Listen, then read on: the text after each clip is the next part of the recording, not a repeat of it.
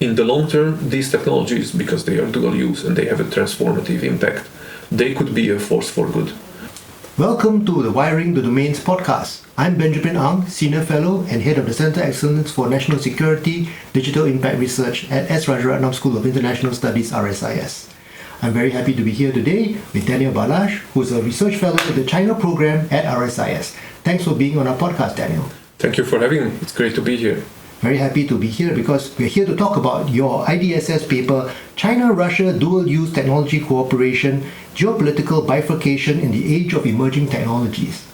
And I was really interested in this because you speak about how China and Russia's cooperation in dual-use technologies has geopolitical implications beyond Ukraine, and also that geopolitical bifurcation could trigger competitive rather than cooperative state behavior. Daniel, before we begin, could you explain to our listeners why you say that these lunar research, AI and quantum technologies are dual use? Thank you. That's a great question. So these technologies are considered dual use because they have both civilian and military applications. So for example, we can use artificial intelligence to research holiday destinations and for other kinds of searches for our everyday life. But at the same time, for the military, artificial intelligence can be used in a variety of ways that makes their combating capabilities more efficient. So the technologies that I talk about in this paper are all considered dual use because they have civilian and military applications. I see. So what was it that led you to write this paper about these dual use technologies? I wanted to understand China-Russia relations better because there is a lot of conversation about China-Russia relations in the context of the Ukraine conflict.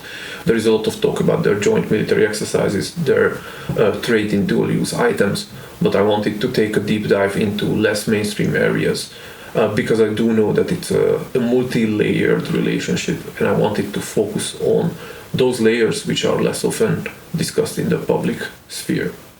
That's true. Not many people are really talking much about how lunar research and AI and quantum technology cooperation between China and Russia is actually moving forward. So what are some important things that you'd like our listeners to know about this paper that you've written? So what I looked in this paper is how what is the state of play in this cooperation, how does it compare to other initiatives in these areas, and what are the long-term implications. So, and what I found is that as expected, China-Russia relations go well beyond the Ukraine conflict. And what I also found is that they have their own initiatives when it comes to AI governance, when it comes to lunar research and quantum communications. And these initiatives tend to run parallel to Western initiatives or initiatives led by the United States. And I think it's because their sensitive nature. And for the time being, I think this competitive dynamic is likely to persist because there is a broader great power competition going on. But I think in the long term, these technologies, because they are dual use and they have a transformative impact, they could be a force for good. We are a long way to go there, but I think the first step toward that goal is to have an overview of the state of play and the various initiatives, and that's what I wanted to achieve with my paper. I see. And because these could actually have a potential for good, what you're saying is that these parallel tracks are actually not serving that. Yeah. Right now, no, because right now there is although it's not explicitly said that they are exclusive, not all of them are exclusive, but what I see in the list of participants is that they tend to either choose the China-led or China-Russia-led initiatives or the US-led initiatives. I think in the future, when the great power rivalry maybe becomes less prominent, there could be a chance of third parties participating in both initiatives and therefore indirectly facilitate cooperation between the great powers. We hope that will be actually the outcome. But unfortunately, if great power competition gets more, then it starts to grow, then because it's dual use, it sounds like there's huge, serious geopolitical implications.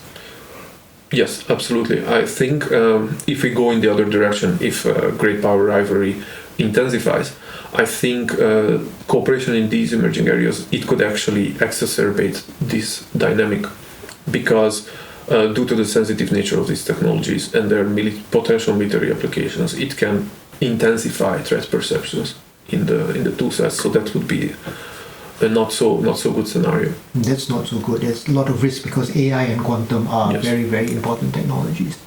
I really encourage our listeners to read Daniel's full paper, IDSS paper, China-Russia Dual-Use Technology Cooperation, Geopolitical Bifurcation in the Age of Emerging Technologies, published by RSIS.